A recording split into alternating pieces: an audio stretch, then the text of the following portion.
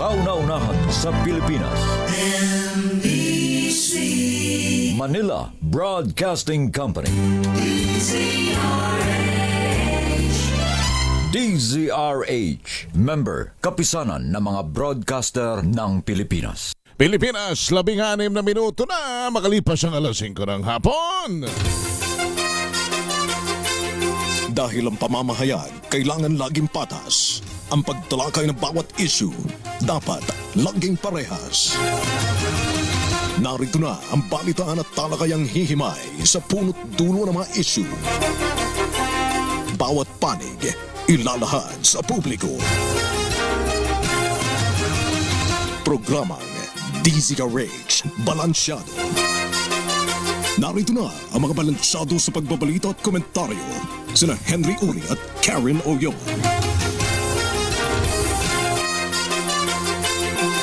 Balansyadong balita. Pilipinas, araw ng Miyerkules, 15 sa buwan ng Abril taon 2026 sa ulo ng mga balansyadong balita. Resignation ni National Security Advisor Eduardo Año tinanggap ni Pangulong Bongbong Marcos. Panibagong round ng rollback sa produktong petrolyo inaasahan sa susunod na linggo. Mas mababang forecast ng Oil Industry Resources sa rollback ng diesel, tinabla naman ng DOE. 20 pisong tapyas presyo pinanindigan. Peace negotiation ng US at Iran maaaring buksan muli ngayong linggo. Pagtaya ng IMF sa paglago ng ekonomiya ng bansa ngayong 2026, binabaan. Pagdududa sa kanyang scholastic record, inalmahan ni Vice President Sara Duterte. 92.8 million flood control project sa Pandi, Bulacan. Ininspeksyon ng DPWH, wala namang natagpuang struktura sa lugar. At ambulansya na nag-counterflow, rider patay, isa pa critical sa Cebu City. Magandang hapon, Pilipinas. Kami ang inyong tagapagbalita. Ako po si Miss Karen Oyong. At Henry Uri. Sa detalye ng mga balita, tinanggap na ni Pangulong Bongbong Marcos ang pagbibitiw sa tungkulin ni National Security Advisor Eduardo Año. Sa isang briefing sa Palasyo ng Malacanang, kinumpirma ni Undersecretary Attorney Claire Castro na nagdesisyon si Año na magretiro na sa serbisyo publiko. Pinasalamatan naman ng Palasyo ang kalihim para sa kanyang dedikasyon at tapat na paglilingkod sa mga Pilipino. Narito ang tinig ni Castro. Secretary Año has decided to retire from public service after decades of continuous service in government and the military. We thank Secretary Año for his dedicated and distinguished service to the Filipino people.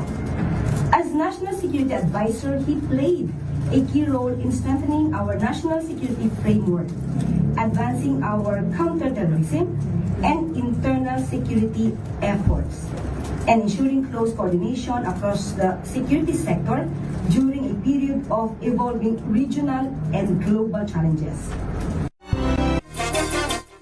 Samantala, sa kanyang pahayag, sinabi naman ni Secretary Año na epektibo ang kanyang pagreretiro bilang National Security Advisor at Director General ng National Security Council bukas at 16 ng Abril. Ayon kay Año, nagdesisyon siya magretiro na lamang dahil kailangan niyang pagtuunan ng pansin ng kanyang kalusugan. Papalitan naman si Año ni dating AFP Chief of Staff Eduardo Oban Jr. na may malawak din karanasan sa military operations, defense planning at national security. Samantala, posibleng masundan ang bawas presyo sa mga produktong petrolyo sa susunod na linggo batay sa 2 araw na trading. Ayon kay Energy USEC Sandy Sales, bahagyang bumaba ang presyo sa global market sa kabila ng anunsyong blockade sa Strait of Hormuz ni US President Donald Trump. Kung magpapatuloy anya ang ganitong market reaction, maaaring mas maging stable ang presyuhan o magkaroon ng rollback. Pero paalala ni Sales, may natitira pang 3 araw na trading sa world market na magdidikta ng price adjustment. Pakinggan at panuorin po natin is si USEC Sandy Sales.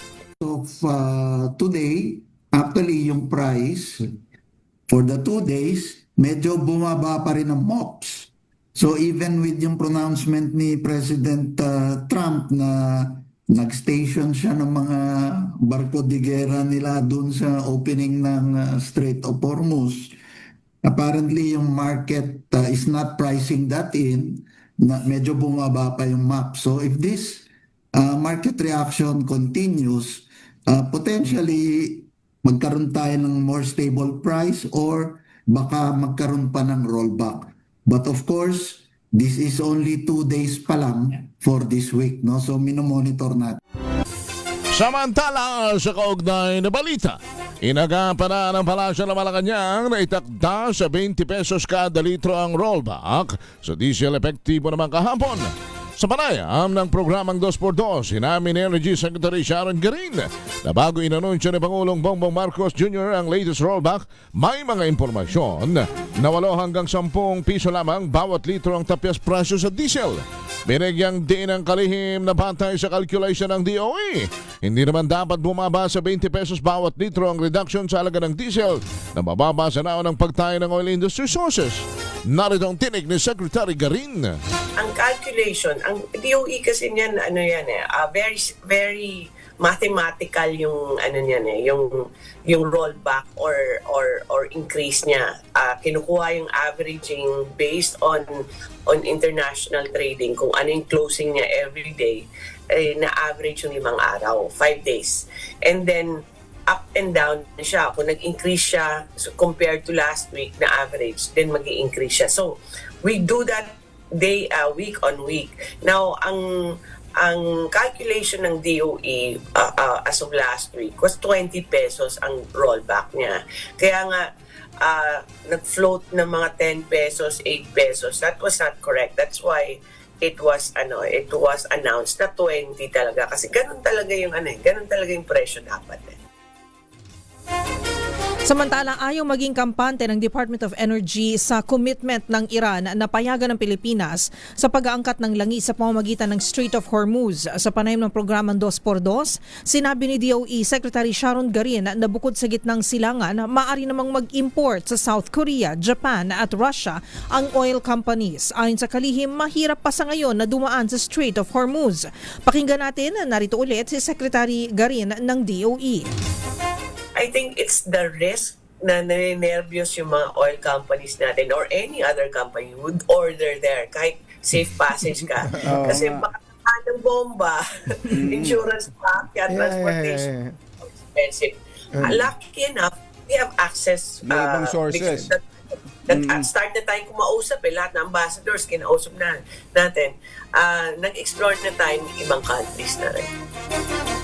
Samantala sa kaugnay pa ring balita, inamin ni Energy Secretary Sharon Garin na posibleng makaranas ng aberya sa supply ng kuryente ang bansa ngayong tag-init. Gayunpaman, niliwanag ng kalihim na kung magkakaroon man ng power outage, ang problema ay hindi dahil sa epekto ng global crude prices. Ayon sa opisyal, katiting na porsyento lamang ng mga planta ng kuryente ang gumagamit ng diesel sa operasyon. Sa banayan ng programang 2x2, sinabi ni Garin na sakaling magka-brownout, ito ay karaniwang sanhi ng pagpalya ng mga planta sa panahon ng tag-init. Pakinggan natin ang kanyang paliwanag muli. Will there be a shortage because of the diesel increase? No. Will there be interruptions, blackout? Possibly, but not because of the price increase. Kung ibang causes na yan. It could be, baka may breakdown ng power plant. Breakdown ng power plant, maintenance nila or linya natin. May parating na 22,000 metric tons na LPG sa bansa sa susunod na buwan. Ayon kay Energy USEC Sandy Sales, kinontrata ito ng Department of Energy o DOE sa pamamagitan ng Philippine National Oil Company. Inaasahan ang delivery nito sa ikalawa o ikatlong linggo ng Mayo, kaya magkakaroon ng kaunting buffer stock. Tiniyak ni Sales na patuloy silang naghahanap ng alternatibong sources upang mapataas ang inventaryo. Panuorin po natin at pakinggan ang panayam kay USEC Sandy Sales. So they've just signed for 22,000 metric tons of LPG. So ang delivery window nitong cargo is sometimes second to third week of May.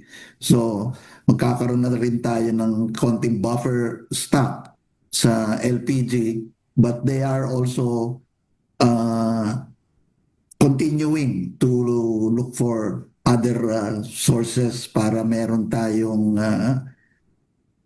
continuing product sustenance in terms sa inventory levels. Samantala, sa iba pang mga balita, sana'y puwersa naman ang Department of Energy at sandatahang lakas ng Pilipinas para matiyak na matatag ang energy security ng bansa. Ayon sa Energy Department, layon nitong pag-ugnayin ang kanilang mga inisyatiba para sa fuel sustainment, energy resilience at critical infrastructure support sa military operation, partikular sa panahon ng crisis at national emergency. Ito ay sa pamamagitan ng pagpapalawak ng reliable fuel supply system, pagpapalakas ng logistics at infra-resilience at sa pagsulong sa integration sa renewable energy solution sa mga pangunahing sektor. Idiniin din ng DOE ang kanilang papel sa pagsuporta sa pambansang depensa at sa humanitarian assistance in disaster response. Maaring ituloy ng Amerika at Iran ngayong linggo ang peace negotiation sa Pakistan.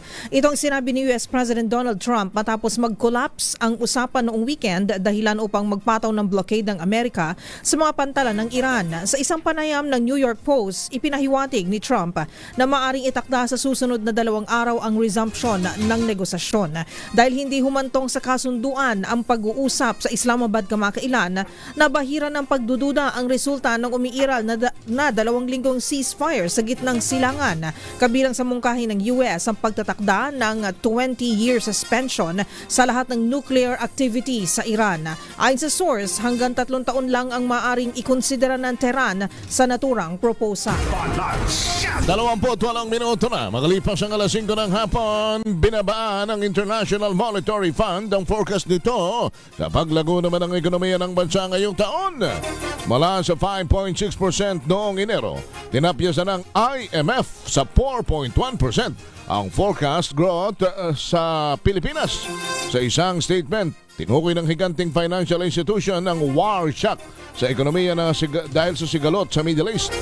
Noong 2025, naitala sa 4.4% ang growth rate sa bansa na pinakamababa naman sa nakalipas na 14 na taon. Batay naman sa pagtaya ng economic managers, maaaring lumago ng mula 5 hanggang 6% ang ekonomiya ngayong taon. Gayunpaman, taliwas ito sa projection ng Asian Development Bank dahil ang kanilang forecast ay nasa 4.4% lang na magiging growth outlook para sa taong ito.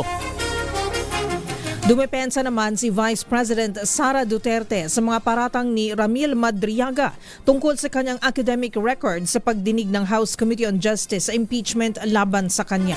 Maring itinanggi ng Vice Presidente ang paratang ni Madriaga na kinailangan niya ng tulong sa pag-aaral ng abogasya para makatapos. Ayon kay Duterte, natapos niya ang law school sa sariling kakayahan, walang hinihinging espesyal na pabor at pumasa sa bar exam sa unang take na may average na 80%.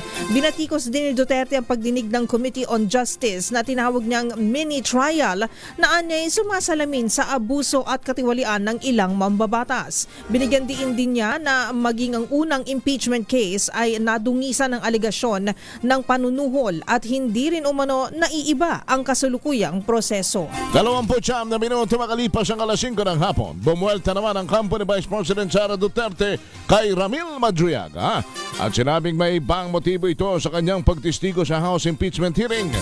Sa panayam ng programang Damdaming Bayan, sinabi ni Atty. Paulo Panelo Jr., ang legal counsel ni Vice President Sara na meron namanong text message si Madriaga kay Lieutenant Colonel Dennis Nolasco na bumaligtad na rin para maging state witness at makalaya sa kulungan.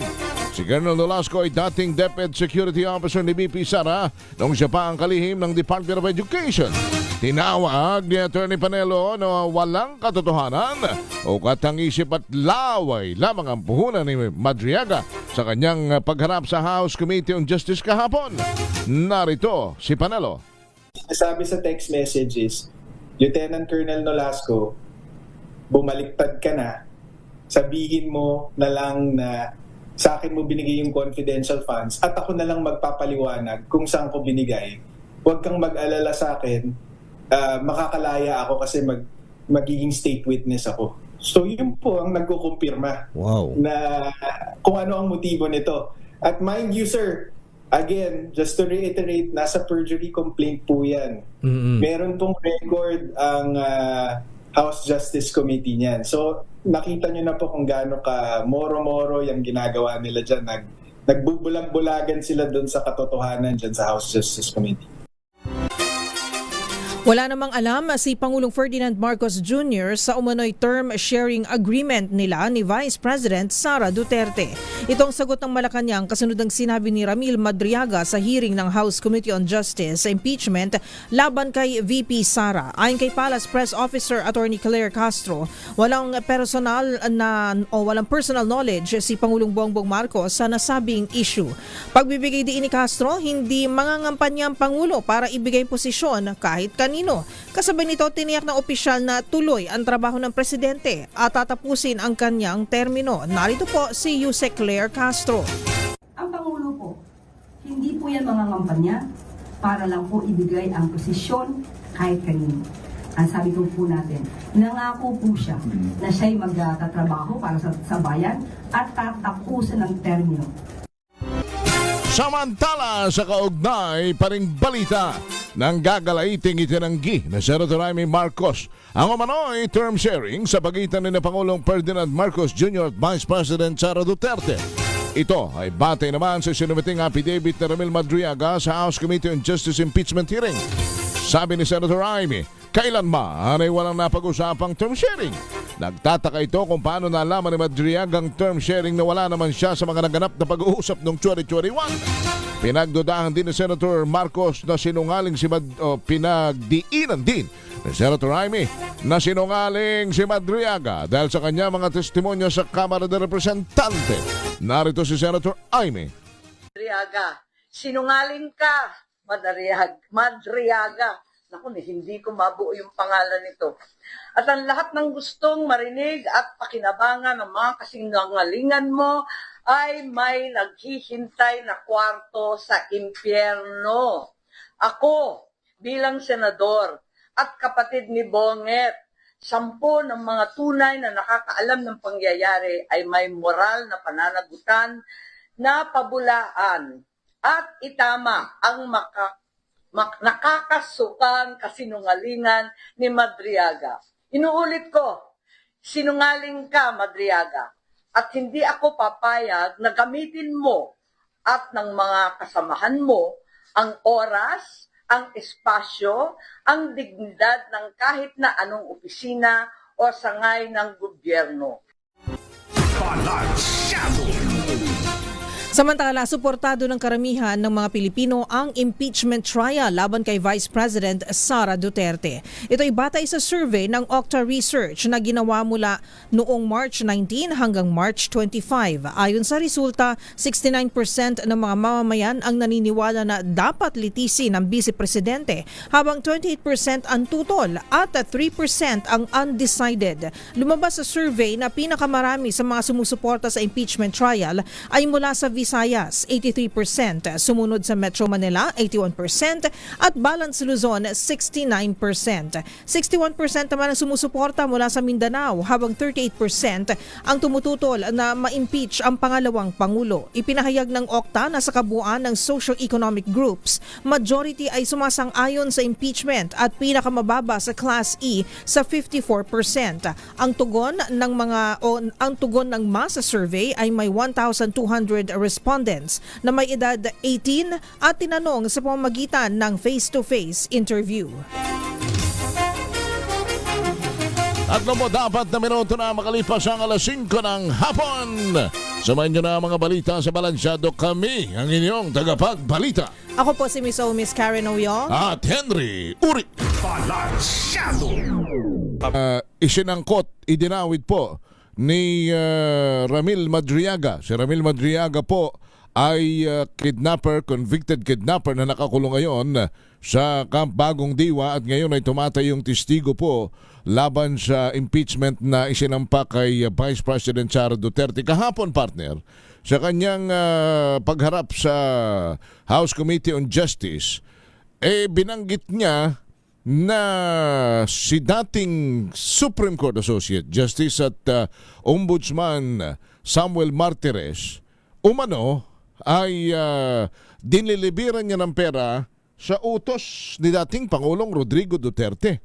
May binabanggit pa nga siya na ang kanya raw ginamit partner ay pulang sedan Red Mazda sedan. na may lamang bag iniwanan sa car park at ang susi ay inilagay sa kaliwang bahaging itaas sa may front wheel. Dashboard. Okay.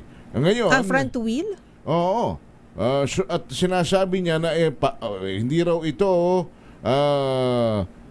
kiniklaim pa niya na he had already delivered money to Martires upon the direction of former President Rodrigo Duterte. Kailangan nating makuha naman ang panig ni former Ombudsman and Associate Justice of the Supreme Court, Justice Samuel Martires. Justice, magandang hapon po sa inyo. Magandang hapon po, Justice Martires, sir. Magandang hapon, kaibigan kong Henry at Karen. Sa kauna-unahang pagkakataon, ako'y na-interview niyo rin, ha? Opo, at salamat naman. At last po. Isang karangalan sa inyong mga tagapakinig. Opo, isang karangalan na kami po inyong paunlakan, Justice. Unang-una, kayo ay nagretiro na, nananahimik na, nagre-relax, kapiling ang mga mahal sa buhay. Ano ang inyong kagyat na naramdaman nung bigla na lamang banggitin ang inyong pangalan dito sa pagdinig na ito? Well, siyempre nagulat ako. Actually, tinawagan ako ng isang kaibigan ko na kung ako'y daw nakikinig ng hearing sa House of Representatives. Sabi ko, hindi. So sinabi niya na mayroong in-execute na supplemental affidavit si Madriaga at yun daw ay binabasa doon sa hearing ng Committee on Justice. So humingi ako ng screenshot sa kanya kung anong sinasabi sa affidavit, sa supplemental affidavit. Nabasa ko yun, parang nagulat ako na ba't nadamay ang pangalan ko. At pag binusisi mo yung allegation, pilit na isinama ko. Nakalagay Ombudsman Samuel Martires or Ryan Kilala.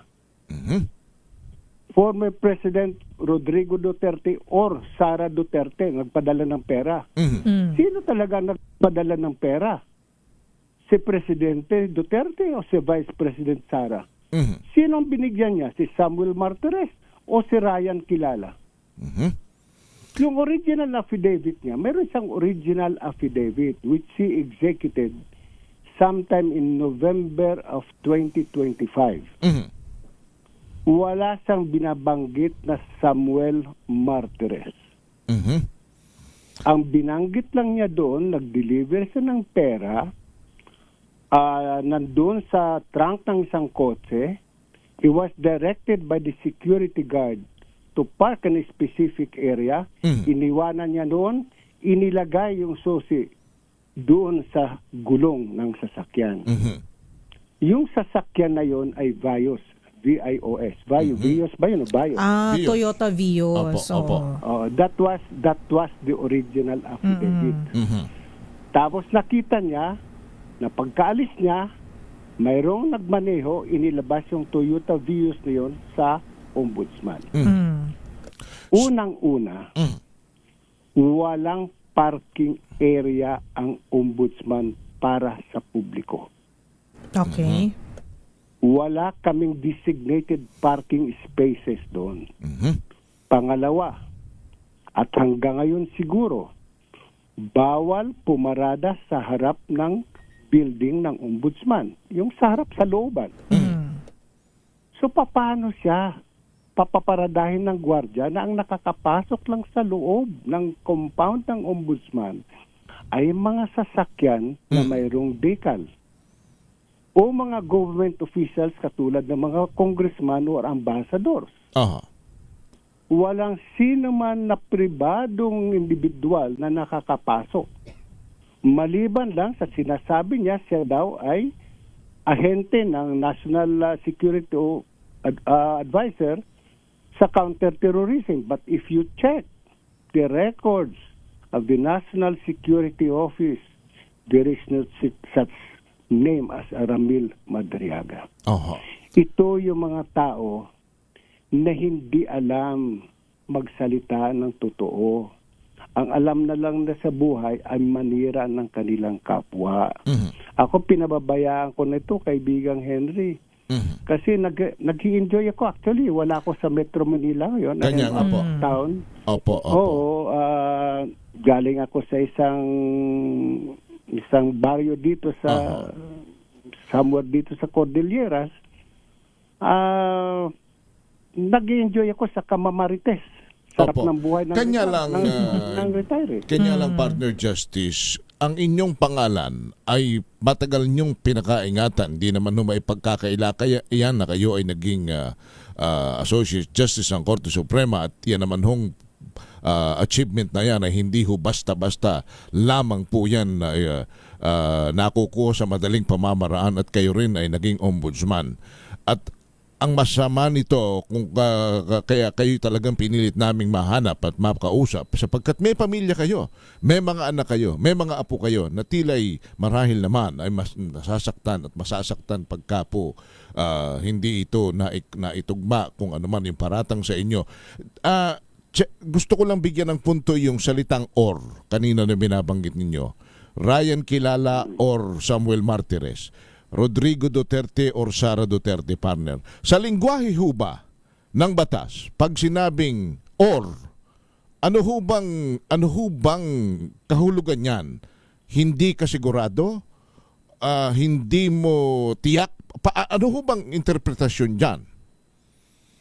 Sa madaling, sa ordinaryong English grammar, parang hindi ka sigurado or.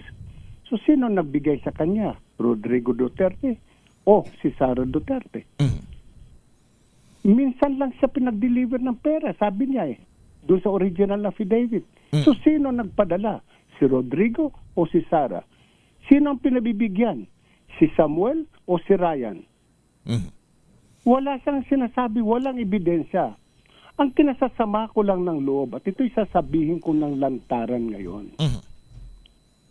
Yung House Committee on Justice should have first read the affidavit of Ramil Madriaga.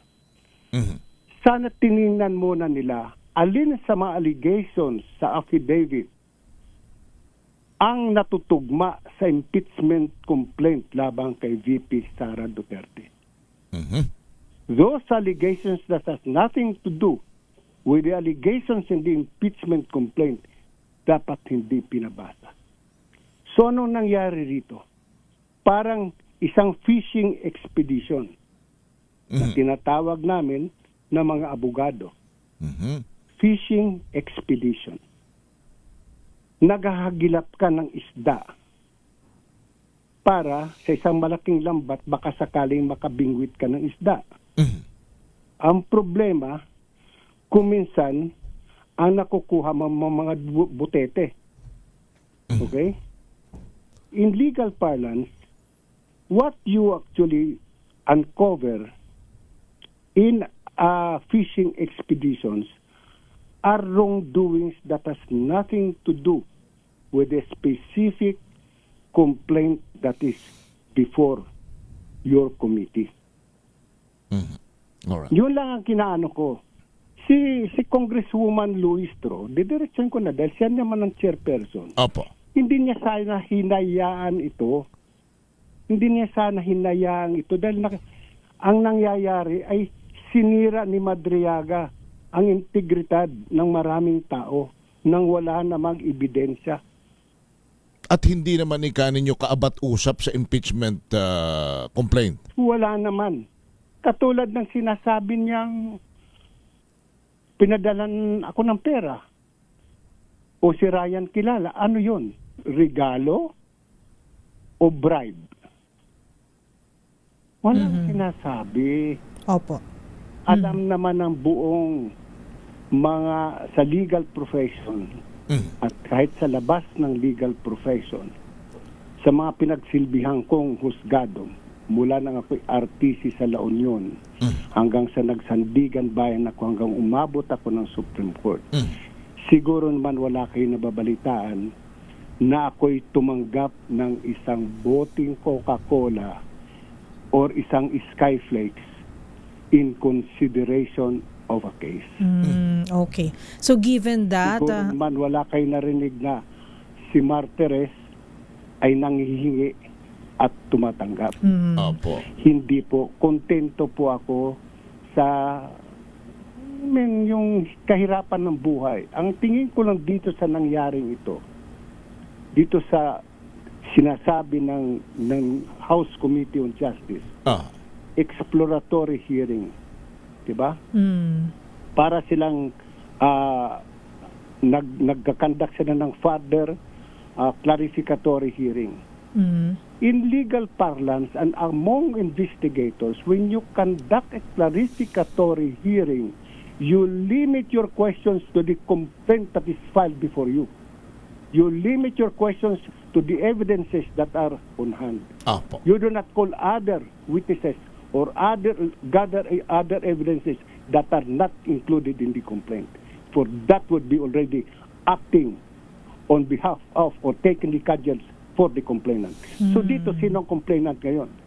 Parang lumalabas dito, pagpatawad ako ng mga miyembro ng Committee on the Justice kasi karamihan doon kilala ako. Opo. Karamihan doon ay nagkaroon ako ng ibig sabihin opisyal na trabaho sa kanila. Pagpatawad nila. Pero nangyari dito, parang ang nagiging complainant dito pagdating ng araw will become the Committee on Justice and not the ones who really filed that impeachment complaint against the Vice President. Okay. So at least Sa akin, itong nangyari na ginawa ni Madriaga, insulto ito sa aking kahirapan. So, sabi mo nga, kaibigang Henry, matagal taon na hinalagaan kong aking integridad.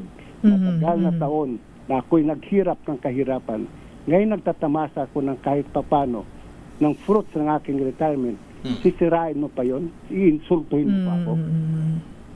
So, Justice, ano sa tingin ninyo, at marami na rin siguro ang nagtatanong, ano po ba ang motibo? Bakit idinawit ang inyong pangalan nitong si Ginoong Ramil Madriaga? Nako, kaibigan, kung alam ko lang kung anong motibo nila, hanggang ngayon hindi ko pa rin masagot. Ang pabirong sagot ko na lang siguro naiinggit sila dahil gwapo ako, sila hindi. Gano'n na lang yung mga para kasi alam mo, Karen, pag ako'y nagalit, sila'y tumatawa. Pag ako'y nagalit, di ba, tataas blood pressure ko. Samantalang itong mga taong sinisiraan ako'y tumatawa ng tumatawa. So bakit hindi na rin ako tumawa? Kaya mamasyal ako na lang, di ba? Sa katotohanan lang, kanina lang habang ako'y nagpauwi, naglalakad, biglang may umano sa akin at nakipag-picture dahil sabi niya, alam nyo, isa ko sa mga tagahanga nyo, nakakataba ng puso yun. Dahil alam nito mga tao ito na sabi ko, yung pinagsilbihan kong mga, na wala akong ginawang kalukuhan sa buhay ko. Okay. Pero given nga po na inilutang na po ang inyong pangalan, ano po ba ang inyong magiging desisyon sakaling ipatawag naman po kayo sa House Committee on Justice? Kayo po ba ay willing na pumunta at magsalita? Well, why not? If they will seek for my opinion, but ganun sinasabi ko, sana itigil na nila yung sinasabi ng clarificatory hearing because it is resulting in a fishing expedition. And I think Chairperson Luis Tru understands what I'm talking about. A fishing expedition is not, kumbaga sa it's looked upon with disfavor kasi parang naghahagilat ka lang ng ebidensya para ibin mo ang isang tao. Ang nangyayari, sinisiraan mo naman yung ibang tao bago mo maabot yung iyong ma-attain yung iyong objective. Hindi naman maganda yun. Okay, Justice, ang parang pinalalabas po rito ay talagang si Ginoong Madriaga ay lubos at lubha ang pagtitiwala ni dating Pangulong Rodrigo Duterte at ni Vice President Sara Duterte para ang isang ombudsman ay ipagkatiwala sa kanyang mga kamay at ang pagdi-deliver ng pera ay iiwanan na lamang sa isang parking lot. Ito ho ba'y, does it make sense? I'll go straight. Does it make sense? Of all the people na na-meet ko sa buhay ko mula ako estudyante, the smartest of them all is Rodrigo Roa Duterte. Hindi masalita, pero ginagawa ka agad. Nung siya naging presidente, alam natin lahat sino yung malapit sa kanya at katiwala niya. Yan ay walang iba kundi si Senador Bongo. Diba? Siya ang pinakatiwala ni Digong. Sumunod si Medjaldia na tinuturing natin, kinikilala natin bilang best friend ni Presidente. So kung ikaw si Presidente Digong, bakit hindi mo na lang sabihin kay Bongo, Bong, bigyan mo nga ng pera yan si Martires. Padala mo ng 10 maleta, di ba? Bakit pa iuutos mo sa iyong katulong, sa iyong driver? Diba? Para ano? At saka, okay, marami kaming common friends si President Duterte dahil pareho kami galing sa San Beda. Ang dami naming common friends. Bakit hindi yun ang tawagin niya? Sana tinawag niya halimbawa yung dating chairperson ng PAGCOR, o Fred. Kaibigan mo si Sammy. Bigyan mo ng pera to. Ito yung pera. Ang problema ay yung sinasabi ni Madriada, ilang milyon ba yun? 35, binabanggit niya. 35. Pero yung 35, one time na binigay niya. Opo. So, sino binigyan niya? That is in the original affidavit. And even in the supplemental. Saan ako pumasok na picture? Kaya pilit na pinasok ang pangalan ko eh. Kung sino man yun, pinagsasadyos ko na lang, Henry. I am always reminded, pasensya na kung ako'y medyo tataliwas ng kaunti, but I'm always reminded of that first day in the novena of the Divine Mercy na sabi ng Panginoon kay Sister Faustina, bring to me all mankind, especially all sinners. Kaya pinagsasadyos ko na lang sila lahat. Gusto lang sirain ako, let him go ahead. In the meantime, let me just enjoy also my life. Pakipag-usap sa mga kapareho kong mahihirap, pakipagchismisan sa katulad mo, kay Deo Macalma, kay Arnold Clavio, yun lang naman. Diyan naman, masayang buhay ko na dyan. Chismisan talaga, Justice. Una-una, Marites. Ako bibigyan ni Digong ng pera. Isa tagal ko na nakilala si Digong eh. Noong estudyante yan, nakikita ko yan. Ang alam ko, sigarilyo lang, nasa medyas pa eh. Pero, estudyante kami noon, kasi kulang sa pera. So, ang sigarilyo mo, ilalagay mo sa medyas mo. Pero Justice, ang inyong pagkukwento ay, yun nga po, law school days pa lang po, ay kakilala nyo na po si dating Pangulong Rodrigo Duterte. So, nakikita po natin, meron po tayong ideya kung ano po yung klase ng relationship ang meron kayo. Pero, ito nga po, ano po ba yung nais na ipinta naman nitong mga alegasyon na ito? Given na naging Pangulo nga po si Pangulong Digong, and then kayo po ay naging ombudsman. At sabi nga ng partner ko kanina, pinagtrabahuan niyo po ang inyong pangalan. So after this po, ano po ang inyong plano aside from ipapasa Diyos niyo po? Pero ang pangalan po ay sa inyong palagay nadungisan na po. Ano po ba ang mga susunod po na inyong hakbang na planong gawin? Alam mo, Karen, naniniwala pa rin ako that you can never destroy a good man. Kahit anong gawin mo panimira sa iyong kapwa, lilitaw at lilitaw pa rin ang katotohanan. Okay. Pabalikan ko lang ng sandali si Presidente Digong. Nung kami estudyante, I'd never been close to him. Nakikita ko lang siya kasi senior sa akin eh. Opo. Kikita ko lang siya at paglalabasan namin sa mga classrooms, nakikita ko nagsisigarilyo siya, ganun. But I had never had the chance to talk to him when we were students. Na maging mayor siya, nalaman ko naging mayor. Nakausap ko lang si Mayor Digong nung nasa Sandigan Bayan na ako at kami naghihiring sa Davao. Okay? Kasi nangungumbida palagi yan ng dinner sa mga justices na pumupunta, naghihiring sa Davao. Nangungumbida yan. So siguro nakadalawa-tatlong dinner ako sa kanya. Kasama ko si Justice Sandoval, Edenberto Sandoval, Opo. Justice Villaruz. Doon lang ang pagkakakilala ko sa kanya. Nagulat na lang ako na nung siya'y naging presidente, pinasabihan niya ako. Nasabihin niyo kay Martires, mag-apply sa Supreme Court at gusto ko siyang una kong appointee sa Korte Suprema. I was surprised. Okay. Kasi hindi talaga ako malapit sa kanya. Opo. In fact, when I was already with the Supreme, from the time he appointed me sa Supreme Court hanggang Ombudsman, 2 beses lang kami nagkausap. And you never ask anybody nor you to lobby for that position? I did not. Aha. No, wala kong nilapitan kahit sino. So lahat sila nagulat kung bakit ako ang pinili ni Digong.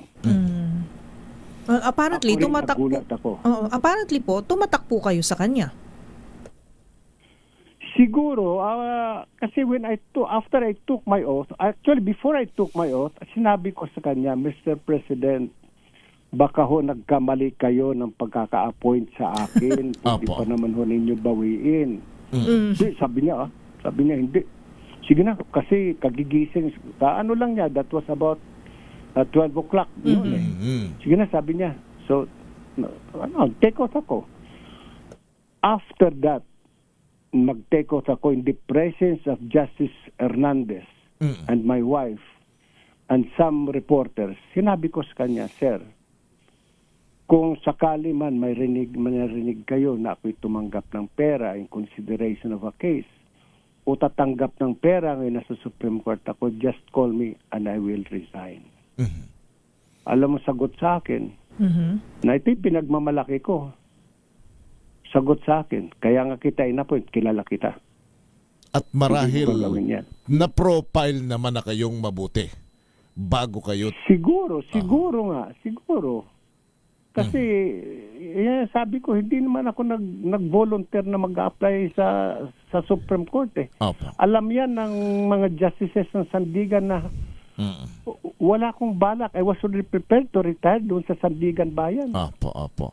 At kayo ngayon... Pinipilit nila ako. At partner, binabanggit nga ni Ombudsman, ni Justice Martires na simula pa siya maging RTC hanggang siya umabot dito, wala namang nag-complain, wala namang lumutang, wala ring magugugel. Siguro yung Google naman napakabangis, AI napakabangis naman nito, Samuel. Justice Samuel Martires, sir. Palagay ko ho ay kung may anumang record kayo lumabas na sa pagsisiyasat at sa research, lalo na ho ng mga mapanuring netizens? Siguro kasi ang numero uno ng mga chismoso sa profesyon namin ay mga abogado rin eh. So, at hindi lang abogado kasi ganito lang naman yan sa buhay eh. Sa mga practicing lawyers, magtatanong kasi sino ba yung judge na yan, lalo na yung mga hindi pa kilala. Ayan si Judge Martires. Ano ba yan? Ay pare, pag kausapin mo lang yan. Bigay ka lang, ano ba yung kaso mo? Sinabi mo collection case. Para pamangakuhan mo lang, bibigyan mo ng 10%. Ganon. Yung iba naman sasabihin sa'yo, ibang judges, pag tinanong mo, sasabihin ka agad sa'yo, puta pare, delikado ka dyan. Diba? Huwag kang magtatangka, napakahigpit yan. Opo. Justice, judging not by his character or by kung sino man siya, kung ano man ang kanyang kaso, but judging by his affidavits, ano ang sa tingin ninyong kahahantungan nitong paggamit ng bilang testigo kay Madriaga? If you may answer, Justice. If you are going to use the affidavit of Madriaga, Apo. wala akong nakikitang impeachable offense dun sa sinasabi ni Madriaga.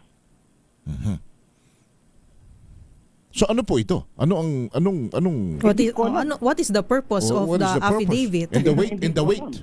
Hindi ko alam.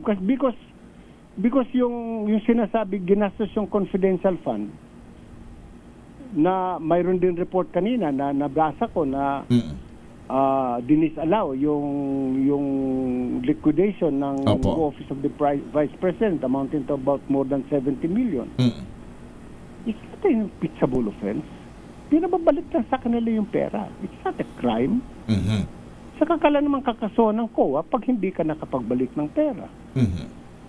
So, doon, aywan ko, babasahin ko yung kanyang affidavit. Doon sa allegations, wala akong nakikitang impeachable offense. Culpable violation of the Constitution. Napakabigat noon. So, hindi ko alam bakit ito prenisenta si Madriaga para ano? Para lang sirain ang mga taong babanggitin niya? Para sirain ang integridad ng mga tao na yun lang ang kanilang tanging yaman? Para ano? Hindi ko maintindihan. I was also watching kanina yung isa sa mga reels, yung kay Congressman Rufus Rodriguez. And he was against the presentation of Madriaga. Sabi niya polluted. Sabi niya polluted ang testimony. Bakit mo papayagan ng isang kriminal mag-testify? All right. Justice, last question from my end. Sa harap ng inyo pong pamilya, ng inyo pong mga kaibigan at sa harap ng bayan, ano po ang inyong gustong sabihin? Sa mga taong alam ko, sa pamilya ko, sa mga nakakakilala sa akin, alam kong hindi sila naniniwala sa sinasabi ni Ramil Madriaga tungkol sa akin. Ang unang hindi maniniwala sa sinasabi ni Madriaga ay ang aking asawa. Kasi kung totoo man yung sinasabi ni Madriaga, malalaman ng asawa ko. Okay. Pangalawa, saan ko naman itatago yung 35 million na yan? Ang pera ko, kung mayroon man akong pera, kaya kong i-justify saan ang galing ang aking pera. So sa mga hindi sa akin nakakakilala, magtanong na lang ho kayo sa mga nakakakilala sa akin kung sino ho ako. Siguro ho, suplado ako.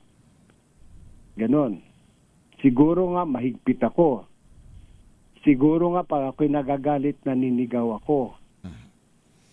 Pero alam nila na hindi ako basta-basta nagagalit pag wala namang dahilan. Iniiwasan kong magalit lalo na dito sa mga nangyayaring ito. And matanda na ako, gusto ko lang maging masaya. And to Madriaga and to whoever is using him, pagkat may mga lumalabas ngayon na tila mayroong nagpapatakbo sa kanyang testimonya, sa kanyang pagharap sa Kongreso. Ano po naman ang gusto ninyong iparating?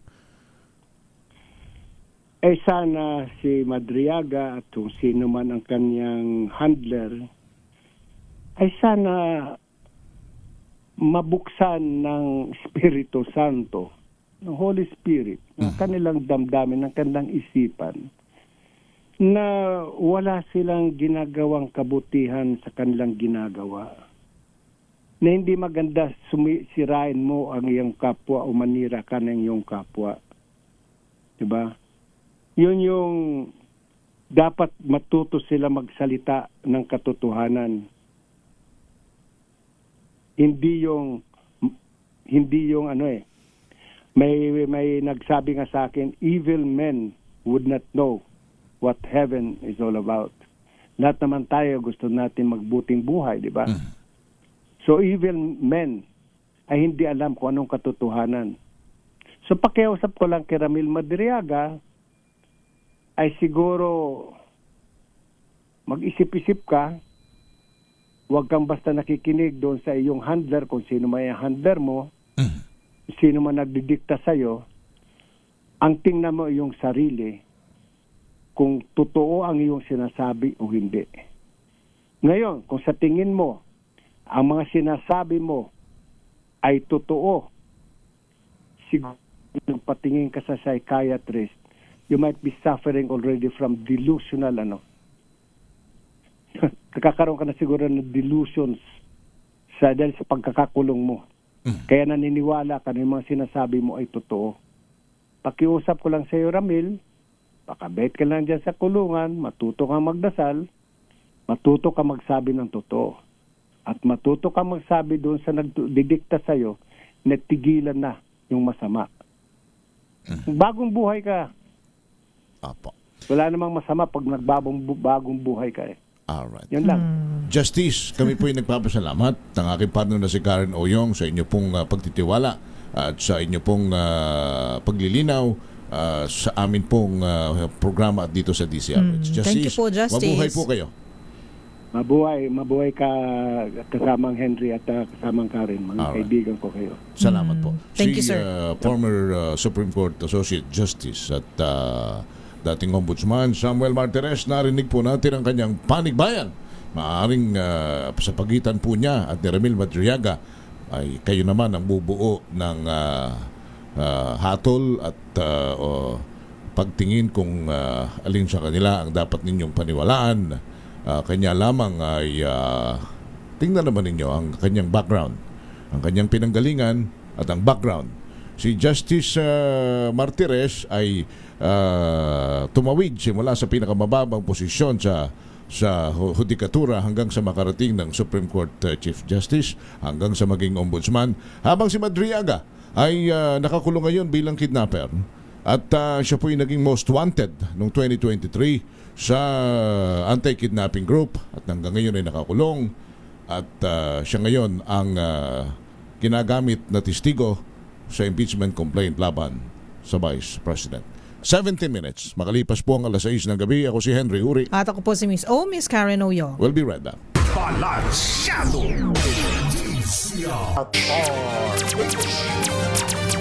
Hoy, binabati natin muna yung ating mga kaibigan sa ATI.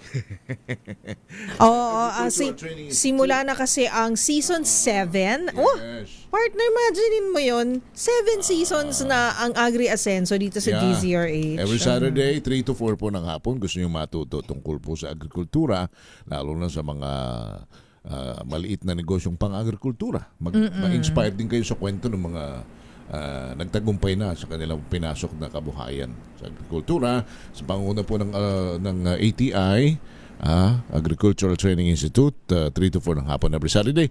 Ma'am Nyet, magandang hapon sa inyo. Maraming salamat. Magandang hapon po. Sa inyo pong pakikinig at sa inyo pong mga panonood. Nako, pasensya na kayo. Nahanap ko yung mga reports, wala na pala. Opo. Overtime na. Kami po ay natapos na sa aming edisyong ito ngayong gabi o ngayong hapon ng Balansyado. Salamat po sa inyo na mga balita at talakayan sa Balansyado. Lagi po naming paalala po sa inyo, lahat naman tayo gusto nating umasenso sa buhay. Pero para tayo umasenso, huwag tayong gagawa ng masama sa kapwa, bagkus gumawa ng mabuti, sapagkat ang paggawa ng mabuti kailanman ay hindi magbubunga ng masama. Tumulong sa mga nangangailangan dahil help is wealth. At susunod na po si Attorney Rina Seco sa Usapang Legal dito po sa DZRH. Surprise po ang kanyang topic. Susunod na siya. Teka muna at si Justice Wina Pearl at si Justice may hahalili muna. Busy ba? Josa, May hearing ba si Attorney Rina? at si Ano ba ngayon?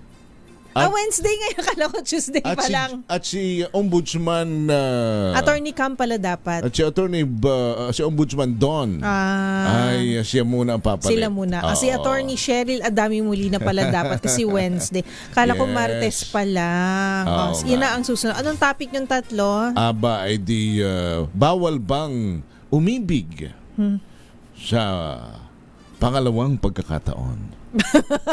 Sabi ni Don, Usapang legal ba yun? sabi ni Don, kaya ko sagutin yan. Confident Ayun dalawa.